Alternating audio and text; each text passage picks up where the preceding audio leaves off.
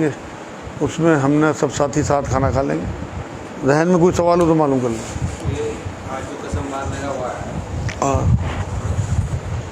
اس کے لیے کسی نے بندے نے پورا دین عہد کر رکھے، پورا عید نہیں کر پایا، تو کیا وہ ایک ہی جیسے 3 روزے رکھنے ہیں، ایک ہی بار 3 روزے رکھنے میں وہ دونوں دنوں کور ہو جائیں گے یا ہر ایک کا الگ الگ رکھنا پڑے گا؟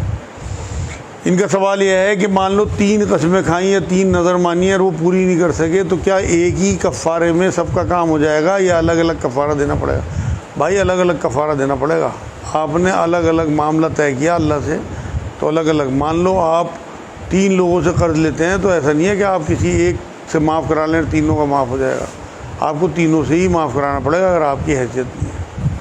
اسی میں ایک سوال یہ ہے، فرض کیجیے کوئی کسی نے یہ عہد کیا کچھ اور بھول گیا، اب اس کو اس کے کام نہ ہونے سے احساس ہو رہا کہ شاید میں نے کچھ مانگا تھا اور میں کر نہیں پایا، اس کے لیے کیا ہوگا؟ اس نے کوئی عہد کیا اور وہ کر نہیں پایا، بھول گیا، ہاں، اب جب اس کے کام نہیں ہو رہے تو اس سے اسے احساس ہی ہو رہا کہ شاید میں نے کچھ منت مانگ رکھی تھی اور میں نے چونکہ اس کا وہ نہیں کیا، اس لیے ان کا سوال یہ ہے کہ بھائی اگر کچھ منت مانگی اور اسے بھول گئے پوری کرنا، کام نہیں ہو رہا ہے، تو یہ ذہن میں خیال آتا ہے، تو بالکل ہو سکتا ہے آپ نے منت مانگی، جب آپ کو خیال آیا جب ہی پورا کر دو، کم سے کم اگلے کام آپ کے بن جائیں گے انشاءاللہ۔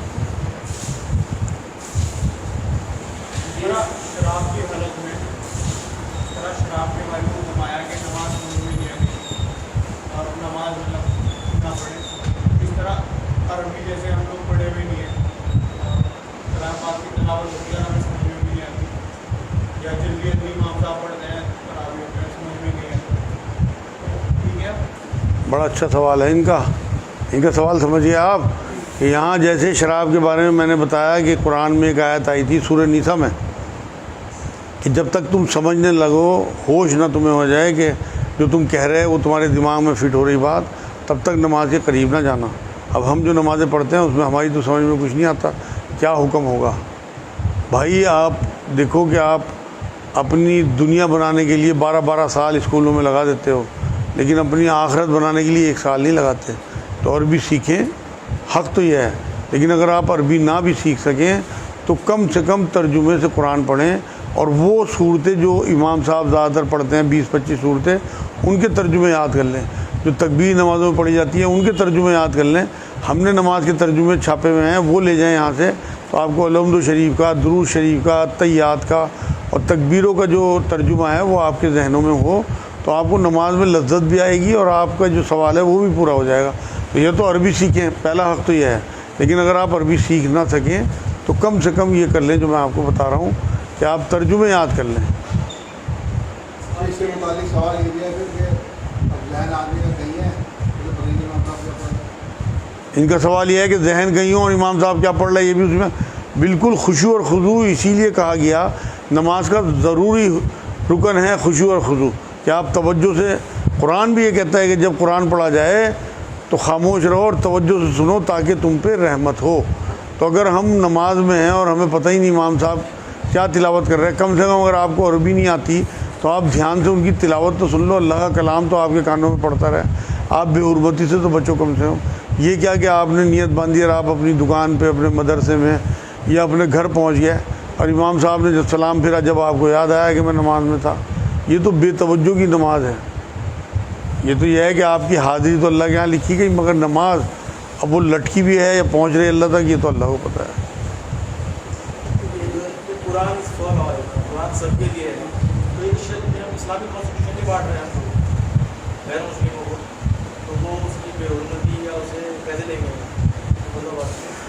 ان کا سوال یہ ہے قرآن سب کے لیے ہے، یا ایھا الناس قرآن میں کہا اللہ نے، تو اگر ہم قرآن دیتے ہیں تو ان کی بے حرمتی کریں گے تو اس کا بھائی حرمت صرف مسلمانوں پہ ہے، شریعت جن پہ لاگو ہوتی ہے، نبی اکرم صلی اللہ علیہ وسلم کو جنہوں نے رسول مانا اور یہ مانا کہ یہ سچا کلام لے کے آئے تھے، اگر وہ کلمہ پڑھ لیتے ہیں جو بھی غیر مسلم آپ جنہیں قرآن دیا تو ان پہ وہ شریعت لاگو ہوگی۔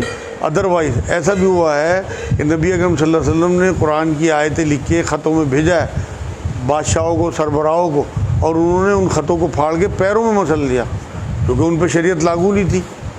تو اس لیے آپ نے اس وجہ سے نہیں رکنا کہ لوگ بے حرمتی کریں گے، وہ اللہ دیکھے گا، ان کے دلوں میں ہیبت ڈالنا، قرآن کی عظمت ڈالنا، قرآن کا تقدس ڈالنا، یہ اللہ کا کام ہے۔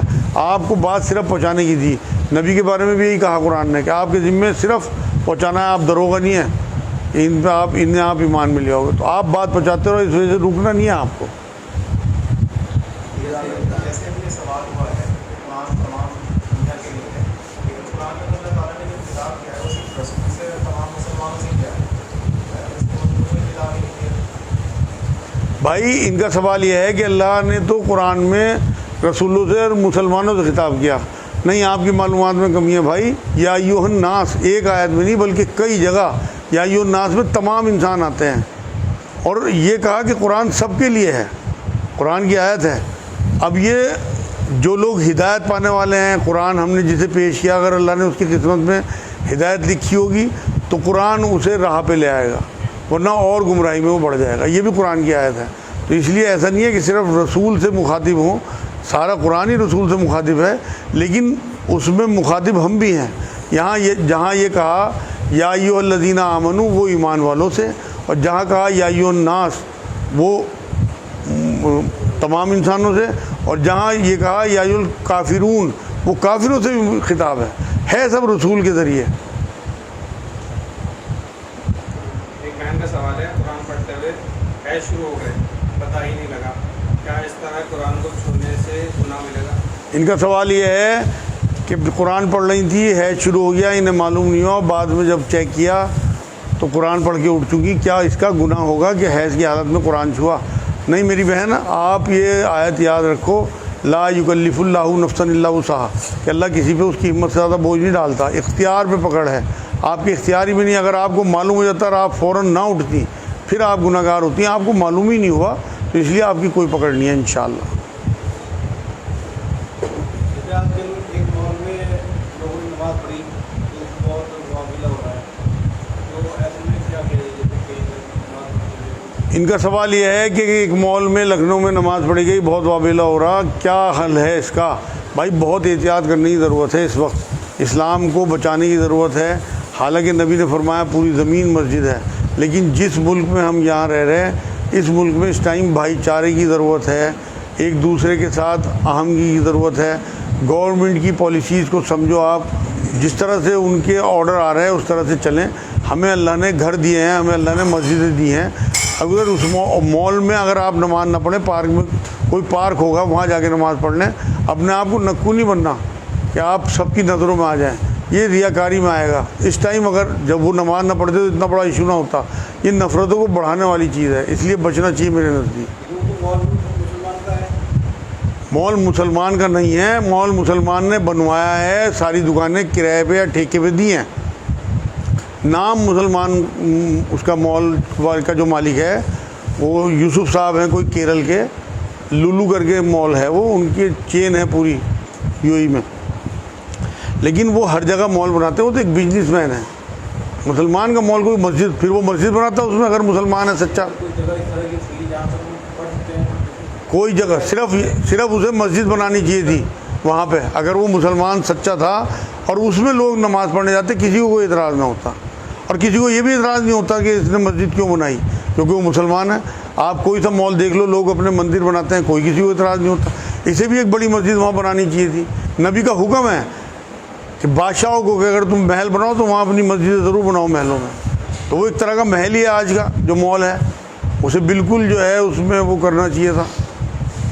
جیسے کہ انشاءاللہ کا دور ہے، اس میں انشورنس کرنا کروانا سیکٹر سے جڑنا کیسا ہے؟ ان کا سوال یہ ہے کہ آج جیسے دور ہے اس میں انشورنس کرنا کرانا یا اس سے اس کمپنی سے جڑنا کیسا ہے؟ بھائی لائف انشورنس کی تو منائی ہے، تمام علماء دین متفق ہیں اس پہ، لیکن آپ اپنی دکانوں کا، اپنے گوداموں کا، اپنے جو بھی آپ کے اسٹیبلشمنٹ ہیں ان کا آپ بالکل کرا سکتے ہو، جیسے ملک کے حالات ہیں، جو آپ کا سوال بالکل ٹھیک ہے، اس میں انشورنس آپ کرا سکتے ہو۔ میڈیکل پالیسیز بھی آپ لے سکتے ہو، کیونکہ وہ ون ٹائم پالیسی ہوتی ہے، اور آپ کا کوئی ایکسیڈنٹ ہو جائے، کوئی آپ کے ساتھ ایسی جو ہے موب میں آپ پھنس جائیں جہاں آپ کو چوٹیں زیادہ لگیں، تو آپ کے پاس انشورنس ہوگا تو آپ کم سے کم فری میں آپ کا علاج ہو جائے گا۔ آپ کا سوال ہے کہ جو والدہ کا انتقال ہو رہا ہے اور اپنا نمبر انتقال ہو رہا ہے، کیا خالہ اور ماموں کی خاندان بتا سکتے ہیں ان کو کیا ملا؟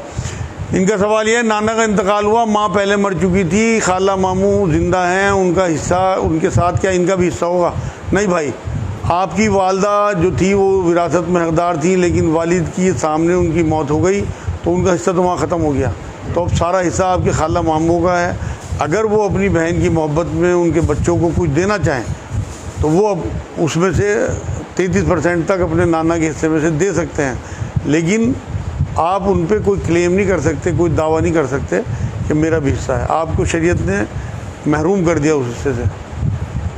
پھپھو کا انتقال ہو جائے تو پھپھا سے نکاح ہو سکتا ہے؟ لڑکی کا پھپھو کا انتقال ہو جائے تو پھپھا سے نکاح ہو سکتا ہے؟ ان کا سوال یہ ہے کہ پھپھو کا انتقال ہو جائے کسی لڑکی کی تو پھپھا سے نکاح ہو سکتا ہے؟ بالکل ہو سکتا ہے۔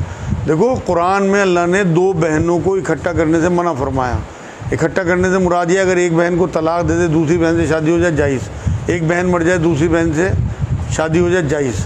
یہ ہوتا بھی ہے اکثر کہ ایک مان لو بہن مر گئی تو اسی سالی سے شادی کر دیتے ہیں اس کی، اکثر سنا ہوگا آپ نے۔ نبی اکرم صلی اللہ علیہ وسلم نے انہی آیتوں کے ساتھ یہ بات حدیث میں جوڑ دی تھی کہ خالہ اور بھانجی کو بھی اکٹھا نہ کیا جائے اور پھپھی اور بھتیجی کو بھی اکٹھا نہ کیا جائے، لیکن قانون وہی لاگو ہوگا کہ ان میں سے مان لو خالہ پھپھی مر گئی تو بھتیجی سے شادی ہو سکتی ہے، خالہ مر گئی بھانجی سے شادی ہو سکتی ہے۔ اس میں سے لڑکا ہو تو چچی ہو سکتی ہے؟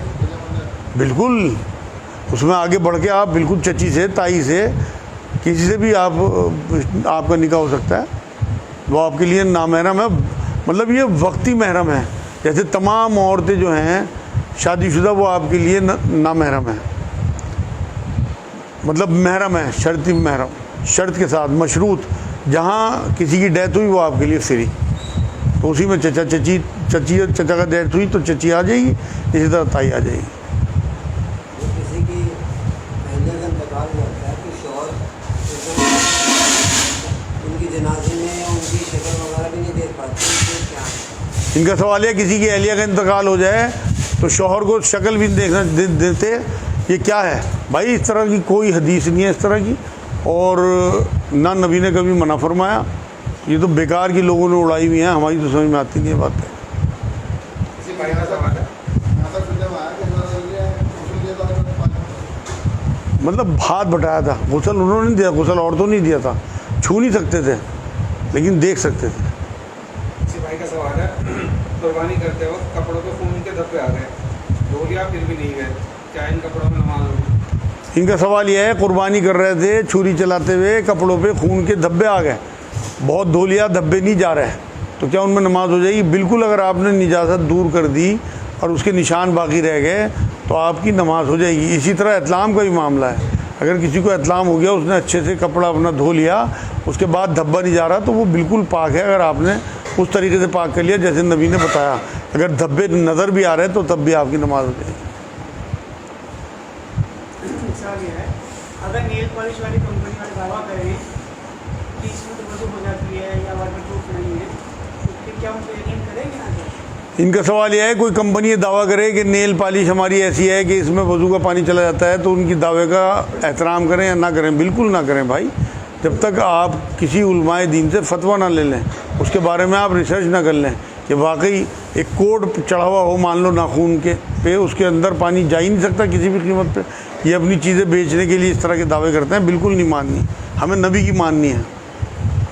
کچھ لوگوں کے یہاں پڑھنے کے بعد کم از کم پھولوں کی چادر یا کلمڑی کی چادر بچھاتے ہیں، کیا یہ ٹھیک ہے؟ ان کا سوال یہ ہے کچھ علاقوں میں پھولوں کی چادر یا لکھی ہوئی کوئی چادر یا سفید چادر چڑھائی جاتی ہے قبروں پہ، کیا یہ ٹھیک ہے؟ بھائی یہ بدعتیں ہیں، ہر وہ چیز جو بعد میں شروع ہوئی دین میں یا دنیا میں، نبی اکرم صلی اللہ علیہ وسلم کے آخری خطبے یا سورہ مائدہ کی 3 نمبر آیت کے بعد جہاں دین مکمل کر دیا گیا تھا، وہ سب بدعت ہے۔ اب اس میں یہ دیکھنا پڑے گا کہ جن چیزوں کا کوئی ثبوت قرآن و حدیث سے نہیں ملتا وہ بدعت سیاح ہیں، جن کے بارے میں نبی نے کہا ہر بدعت گمراہی ہے اور گمراہی آگ کی طرف لے جانے والی ہے۔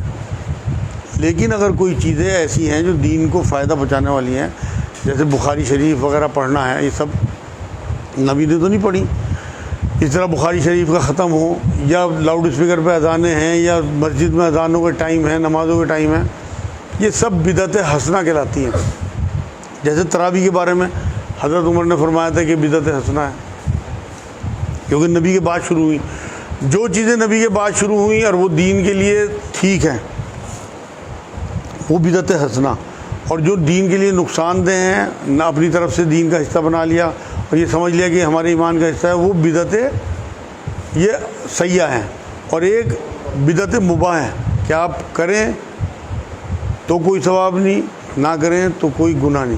تو اس طرح کی چادر چڑھانا نبی سے ثابت ہے نہیں، لیکن کیونکہ منع نہیں ہے تو اس لیے آپ کسی کو منع نہیں کر سکتے. بلکہ نبی سے تو ثابت ہے کہ نبی نے ایک قبر کے پاس سے گزرے تو ایک وہاں یہ بتایا صحابہ کو کہ اس میں عذاب ہو رہا ہے، تو وہاں سے 2 تازی ڈنڈیاں توڑی پیڑ سے ایک میں اور دونوں طرف لگا دی کہ جب تک یہ ہری رہیں گی اس کا عذاب رکا رہے گا. تو اسی سے علماء دین نے پھول کا تو جواز نکالا کہ آپ تھوڑے بہت پھول یا اگربتی قبر پہ لگا دیں، لیکن نبی کی سنت جو ہے وہ وہی تازی ڈنڈیاں ہیں. تو اس لیے اس سے آگے نہ بڑھیں تو وہ زیادہ بہتر ہے. نبی کی حد میں رہیں. اس طرح کی چادر وادروں کا کوئی جواز نبی کی کسی حدیث سے نہیں ہے صلی اللہ علیہ وسلم. جیل میں ہے، چور ہے، وہ جماعت دے سکتا ہے؟ کوئی جیل میں ہے، چور ہے وہ، ہاں چور، اس کو اس کی ضمانت. بھائی ان کا سوال یہ ہے کوئی جیل میں ہے وہ چور ہے، کیا اس کی ضمانت دے سکتے ہیں؟ اگر اس نے سچے دل سے توبہ کر لیا اور آپ کو یہ یقین ہے کہ وہ چوری نہیں کرے گا اور معاشرے کے لیے مطلب جو ہے وہ افراتفری نہیں مچائے گا، فساد نہیں مچائے گا، تو بالکل آپ کو اس کی ضمانت دے کے اسے نئے زندگی دینی چاہیے. لیکن اگر آپ کو پتہ ہے چاہے آپ کا سگا بھائی کیوں نہ ہو کہ آگے معاشرے میں فساد مچائے گا، تو اسے اور ایک اپلیکیشن دے کے پولیس میں کہ ہے تو میرا سگا بھائی لیکن اسے نکلنے نہ دینا. ہاں ہاں تو وہی تو میں بتا رہا بھائی. تو پھر تو ایک اپلیکیشن اور دو کہ نکلنے نہ پائے، کوئی بھی ضمانت دے، ہم نہیں ذمہ دار ہیں. کسی بھائی کا سوال ہے، میں دبئی میں ہوں، بینک سے قرض لے لیا تھا 2 لاکھ روپیہ، اب وہ پاسپورٹ نہیں دے رہے ہیں، کیا کروں؟ ان کا سوال یہ ہے بینک سے لون لیا دبئی میں اور وہاں اب اپنے ملک آنا چاہتے ہیں، وہ پاسپورٹ نہیں دے رہے، آنے نہیں دے رہے. بالکل جائز بات ہے، آپ نے ان سے کمٹمنٹ کیا ہوگا بھائی، جو فارم بھرواتے ہیں اس میں لکھا ہوا ہوگا. اور یا جس طرح سے ہندوستان اور پاکستان کے لوگوں نے وہاں لون لے کے اور بھاگ گیا ہے سعودیہ سے یا گلف وغیرہ سے، تو انہوں نے یہ احتیاطیں شروع کر دی. تو اگر آپ کا دل سچا ہے تو آپ کہیں سے بھی انتظام کر کے وہ پیسے جمع کرا کے اور اپنا پاسپورٹ لیں اور اپنے ملک آئیں. اگر آپ کا ارادہ یہ ہے کہ میں نے یہاں سے لیے کہیں اور سے بھی لوں گا کہیں اور سے بھی لوں گا، تو پھر تو آپ ٹھیک پھنس گئے. اللہ نے پھنسا دیا آپ کو. ایک تو آپ نے بیاج میں پیسے لیے، اوپر سے یہ آپ کا ارادہ ہو کہ میں بھاگ جاؤں گا، تو پھر تو بھائی اللہ تو ان کے ساتھ ہے، آپ کے ساتھ نہیں اللہ. تو اس لیے احتیاط کریں، اور اگر آپ سے ایسی کوئی غلطی ہوئی تو اس کی توبہ کر کے ان کے پیسے اتاریں، اپنا پاسپورٹ لیں اور اپنے بیوی بچوں کے پاس آئیں. میری رائے تو یہی ہے. اور زیادہ سے زیادہ آپ یا ولی یا نصیر پڑھیں تو اللہ کوئی نہ کوئی راستہ نکال دے گا، آپ کے قرض کا بھی انشاءاللہ اور آپ کے پاسپورٹ ملنے کا بھی. ایک ایک کر کے 1 منٹ آپ بتاؤ جی. ایک آدمی نماز پڑھ رہا ہے اور دیکھنے میں آیا کہ کچھ لوگ پاس کر رہتے ہیں کان میں کہ بھائی چابی وہاں رکھتی ہے یا میں جا رہا ہوں میں وہاں جا رہا ہوں، اس طرح کی بات ایسا کرنا. ان کا سوال ہے کوئی نماز پڑھ رہا، اسے اشارتاً یہ کہہ دیا بھائی چابی یہاں رکھی میں جا رہا ہوں تو اٹھا لینا، کیا یہ جائز ہے؟ حرام ہے، بالکل ناجائز. بھائی نماز میں مداخلت کرنے والا شیطان ہے. آپ یہ دیکھو نا، سامنے سے گزرنے تک کو تو منع کیا، یہ کہا کہ 40 سال کھڑا رہے، لیکن سامنے سے نہ گزرے. اگر تجھے اس کا گناہ پتہ لگ جائے تو 40 سال وہاں کھڑا رہے، گزرے نا. یہ بتا رہا میں آپ کو، یہ حکم ہے. تو پھر آپ تو بات کر رہے ہیں اس سے، آپ اسے چھیڑ رہے، آپ اسے ہنسا رہے، یا آپ ایسا کوئی اس کے کان میں شوچا چھوڑ رہے کہ اس کی نماز میں مداخلت ہو. یہ تو بڑے گناہوں میں ہے. آپ ویٹ نہیں کر سکتے. اصل میں دنیا اتنی جلد بازی میں ہے، آپ 2 منٹ 4 منٹ میں وہ سلام پھیر لے گا. اتنی دیر بھی اگر آپ ویٹ نہیں کر سکتے تو بھائی پھر تو کچھ بھی نہیں ہو سکتا دنیا میں. آپ گناہ گار ہوں گے اسے چھیڑنے کے. نماز کی حالت میں بغیر ٹوپی کی نیت باندھ کے کھڑا ہو گیا اور پیچھے سے آگے وہ سر پہ رکھ دے، کیا یہ صحیح ہے؟ ان کا سوال ہے پیچھے سے آگے کوئی ننگے سر پہ ٹوپی رکھ دے نماز کی حالت میں، وہ بھی گناہ گار ہوگا. آپ کا تعلق اس ٹائم اللہ سے جڑا ہوا ہے، آپ نے لو لگائی ہوئی ہے اللہ سے، اور انہوں نے آگے پیچھے سے گندی ٹوپی ٹیک دیا آپ کے، تو ظاہر سی بات ہے آپ کی تو نماز میں وہ اس نے دخل اندازی کی نا، تو پھنس گیا اللہ کے آگے. جہاں مسجد میں نماز پڑھتے ہیں شہر میں لوگ، اور لوگ آگے سے 3 صفحہ چھوڑ کے جا سکتا ہے آدمی. یہ حکم ہے، یہ حدیث ہے. 2.5 صفحے چھوڑنا ہے حکم ہے، تو وہ 3 احتیاطاً چھوڑتے ہیں. بالکل جائز بات ہے. آپ کا کیا سوال تھا؟ کیا جماعت میں لوگوں کے بیچ میں اگر فاصلہ رہ جائے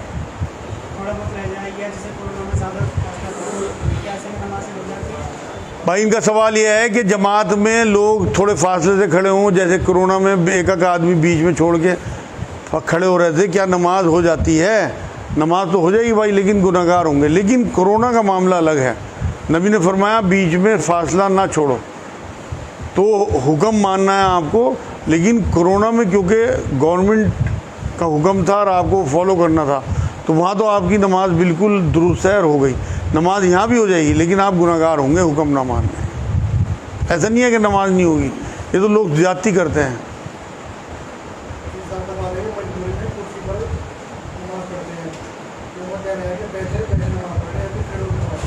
ان کا سوال یہ کرسی پہ نماز پڑھتے ہیں، کھڑے ہو کے قرات کریں یا بیٹھ کے قرات کریں؟ میرے نزدیک تو بیٹھ کے کرنی چاہیے، کیونکہ جو سجدہ نہیں کر سکتا اس سے قیام بھی ساقط ہو جاتا ہے۔ یا آپ کیا فتویٰ لے لیں اس بارے میں، تو اس لیے بیٹھ کے نماز پڑھنی چاہیے، لوگوں کو ڈسٹرب نہیں کرنا چاہیے۔ آپ کھڑے ہوں گے تو آپ جماعت سے بالکل الگ نظر آئیں گے، بیٹھے ہوئے ہوں گے تو آپ جماعت میں نظر آئیں گے کرسی پہ۔ تو اس لیے پوری نماز بیٹھ کے پڑھیں، کھڑے ہونے کی کوشش نہ کریں۔ جب اللہ نے آپ سے فی الحال سجدے سے آپ کو فی الحال محروم کر رکھا وقتی طور پہ، تو آپ سے قیام بھی ساقط کر دیا گیا۔ مبارکباد دینا، جس عید کی مبارکباد دینا، جمعے کی مبارکباد دینا، یا جنم دن یا سالگرہ یا ہیپی برتھ ڈے یا پھر مدر ڈے، فادر ڈے، ان سب کی مبارکباد دینا۔ ان کا سوال یہ ہے مبارکباد دینا دنوں کی کیسا ہے؟ بھائی میرے نزدیک تو کوئی حرج ہے نہیں، بدعت ہے، بدعت مباح۔ مجھے میں نے کہا اگر آپ مبارکباد دیتے ہو کوئی گناہ نہیں، کوئی ثواب نہیں، تو اس لیے کیونکہ نبی اکرم صلی اللہ علیہ وسلم اس طرح سے مبارکباد نہیں دیتے تھے، لیکن اب جس معاشرے میں ہم رہ رہے ہیں اگر آپ مبارکباد دیتے ہو تو ایک دوسرے سے قربت ہوتی ہے، محبت ہوتی ہے، میرے نزدیک کوئی حرج نہیں ہے۔ عورت کے سر سے نماز میں دوپٹہ تھوڑا ہٹ جائے تو کیا نماز ہو جائے گی؟ ان کا سوال یہ ہے عورت کے سر سے دوپٹہ ہٹ جائے نماز پڑھتے ہوئے تو کیا نماز ہو جائے گی؟ بالکل ہو جائے گی بھائی۔ کچھ علماء دین تو 1/4 کہتے ہیں سطر کا حصہ اگر کھلا رہے، اور کچھ کہتے ہیں 1/3، تو یہ تو ذرا سا حصہ کھلا سطر کا، کوئی حرج نہیں، نماز ہو جائے گی انشاءاللہ۔ بس میرے خیال میں آج کے لیے اتنا ہی کافی ہے، کیونکہ کافی ٹائم ہو گیا، کھانا بھی کھانا ہے انشاءاللہ۔ وما علینا الا البلاغ۔ اگلے ہفتے سے نماز جو ہے 9 بجے کر دیں گے۔ ٹائم کس ٹائم ہو رہا ہے؟